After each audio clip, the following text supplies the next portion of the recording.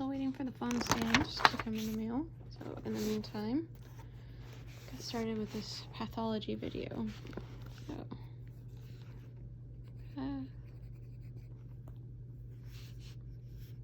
general principles. The body is in a dynamic state of balance, which is also known as homeostasis.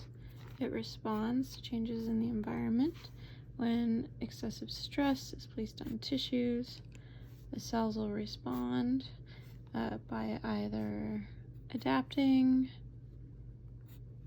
developing reversible injury, or they may suffer from irreversible damage and die. Inflammation is the body's innate response to injury. Obviously, the path color is this red hue. All right. The 5 cardinal signs of inflammation are rubor, dolor, calor, tumor, functiolasa. Never heard that said out loud, so hopefully I'm saying it right. Rubor is redness due to vasodilation caused by histamine. Dolor is a pain due to the release of bradykinin. Calor is heat due to increased vascularity, which is due to histamine and serotonin. Tumor is also known as swelling. It's due to increased vascular permeability, histamine and serotonin. Functiolasa is loss of function due to decreased cell functioning.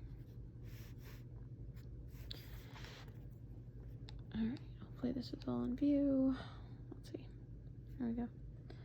When tissues are injured or inflamed, there's a sequence of events involving cellular response and hemodynamic or vascular changes. Cellular response, margination, is the way white blood cells move to the periphery of the blood vessel by chemotaxis. Chemotaxis is due to the release of inflammatory compounds which attract white blood cells. Adhesion refers to white blood cells sticking or pavementation to the endothelium. Transmigration is the passage of white blood cells through blood vessels, diabetesis, by chemotaxis. Phagocytosis is the process of ingestion of bacteria by macrophages, which are derived from monocytes in the blood. Hemodynamic changes. Initial transient vasoconstriction lasting less than a few seconds, followed by massive vasodilation and mediated by histamine, which is released by the degranulation of basophils, bradykinin, which is responsible for nociception, serotonin, released by platelets, prostaglandins, responsible for further inflammation. Increased vascular permeability due to endothelial cell contraction, which increases the size of the pores, fenestrations, between the endothelial cells. Blood stasis due to increased viscosity, which allows white blood cells to marginate, fluid to leak out, and blood to slow down due to increased viscosity. Alright, that all makes sense. Acute inflammation. It's an immediate response to injury. It's short-lived, which may end in either complete healing, abscess, ulcer, fistula, scarring, or it could progress to become chronic. An abscess is a pus-filled cavity. An ulcer results when there is a loss of surface epithelium. A fistula is abnormal communication between 2 epithelial surfaces. Hard to video and read at the same time. Sinus is a blind-ending tract connected to one epithelial surface, like an opening. A scar occurs when tissue healing is characterized by fibrous tissue. Keloid is a tumorous overgrowth of fibrous tissue in a scar. Chronic inflammation. Oh, can you see that? There we go. Is a response to persistent injurious agent. Could be viral, bacterial, or fungal, which epithelioid cells, Longan's giant cells and granulomas are found.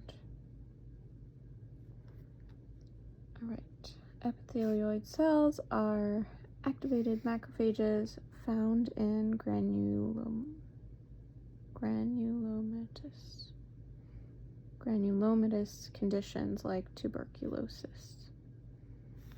Activated macrophages, tuberculosis. Longan cells are multinucleated giant cells found in tuberculosis. Longan cells are formed by the fusion of several epithelioid cells. Teuton giant cells occur in fat necrosis. Granulomatous change is characterized by macrophages surrounded by activated lymphocytes. Chronic inflammation, epithelial tissue may change. Metaplasia refers to reversible change, where one cell type is replaced by another. For example, Barrett's esophagus, which occurs in chronic GERD. Yep, the lower esophagus. Dysplasia refers to the disorderly but non-neoplastic growth. It can be mild and reversible if the stimulus is removed. It can be severe and more likely irreversible, or it can be severe dysplasia is precancerous. Okay, that's where that was going. It may lead to carcinoma in situ or cancer confined to the epithelium. Anaplasia is used to describe disorganized, uncontrolled growth with lack of differentiation.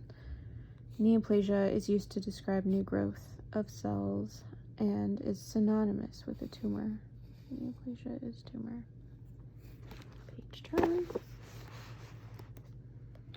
Tissue damage can be caused by trauma, physical, chemical, or radiation, infection, viral, bacterial, fungal, or parasitic, immunological reactions, genetic defects, nutritional imbalances, deficiencies or excess, and hypoxia.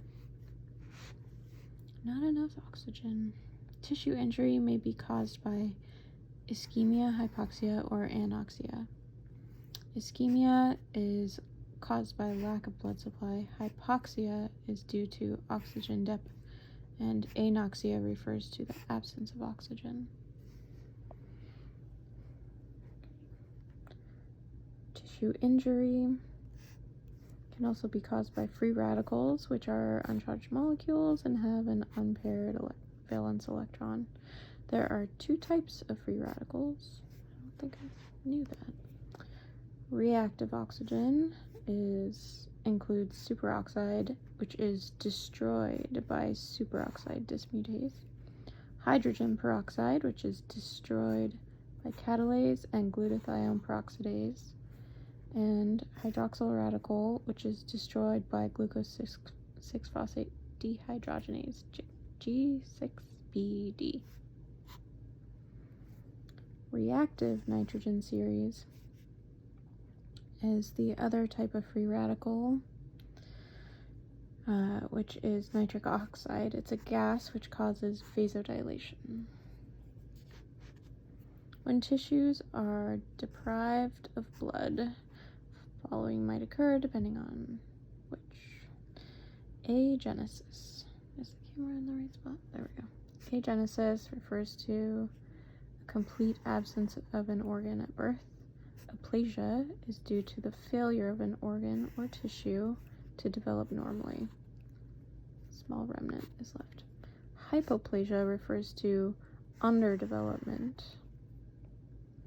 resulting in a decreased number of cells. Okay. And infraction refers to depth of tissue caused by a lack of blood supply. I wonder if that's supposed to say infarction. Yes, it is.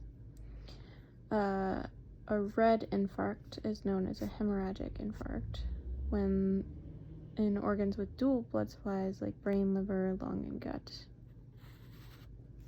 A white infarct occurs in organs with end arteries like the heart and kidney. End arteries. All right. Tissues may also respond to injury or stress in the following ways. Hyperplasia, which is to increase the number of cells in an organ. Hypertrophy, which is to increase the size of the cell or organ. Atresia is the congenital absence or closure of a normal opening. Atrophy describes a decrease in the size of an organ or tissue. Accumulations may also occur in tissues under stress. Okay. If calcium accumulates, you can have dystrophic calcification and damaged tissue, like the heart valve or pancreas. Serum calcium is normal with dystrophic calcification. Metastatic calcification in normal tissue associated with any cause of hypercalcemia like metastatic bone lesions, multiple myeloma, and hyperparathyroidism. If bilirubin accumulates, yellow pigment, excess breakdown of RBCs, or liver damage, or obstruction to the flow of bile into the bowel. Fat accumulation is known as steatosis. Iron accumulation may be due to excess blood transfusion, excess iron ingestion, or hemochromatosis.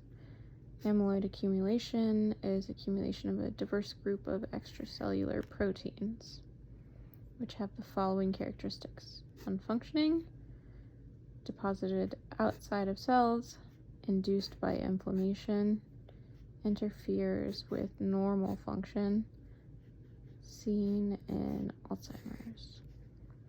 If cholesterol accumulates in macrophages and in vascular smooth muscle, can cause atherosclerosis.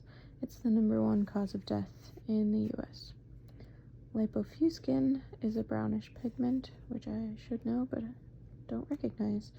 If that accumulates, it's due to a breakdown and absorption of damaged intracellular, extracellular material, mainly in the heart or smooth muscle, also known as the brown pigment of age.